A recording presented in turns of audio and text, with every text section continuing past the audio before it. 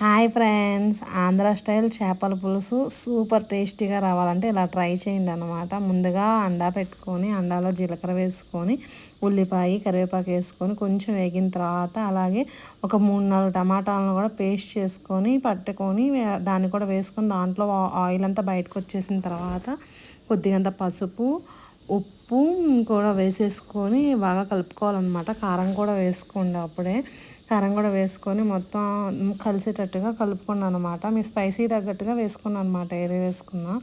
బాగా కలుపుకున్న తర్వాత దాంట్లోంచి కూడా మొత్తం ఆయిల్ అంతా బయటకు వచ్చేసిద్ది అనమాట. ఆయిల్ అంతా బయటకు వచ్చేసిన తర్వాతే మనం దాంట్లో ఏదన్నా వేయడానికి ఛాన్స్ ఉండిద్ది అనమాట. ముందుగా మిక్సీ జార్లో ఏం వేసాను అనుకుంటున్నారు? దాంట్లో వచ్చేసి ధనియాలు, మెంతులు, జీలకర్ర వేసాము అనమాట మిక్సీ పట్టడానికి. అది ఇప్పుడు యాడ్ చేసుకోవాలి.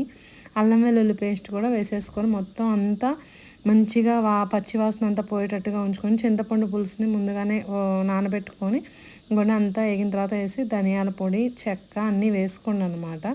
దాంట్లోనే ఉడుకుతుంటేనే కొత్తిమీర కూడా కొద్దిగంతా వేసేసుకోండి. వేసేసుకొని కొంచెం థిక్నెస్ వచ్చిన తర్వాత ముందుగా చేప ముక్కల్ని శుభ్రంగా వాష్ చేసుకొని పెట్టుకొని దాన్ని దీంట్లో వేసేసి చిక్కగా రానివ్వాలన్నమాట.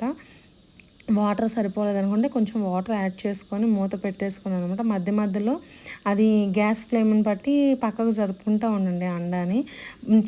టేస్ట్ అయితే చాలా బాగుండిద్ది, గమనించవచ్చు మీరు. మధ్య మధ్యలో మూత ఓపెన్ చేసి చెక్ చేసుకోండి.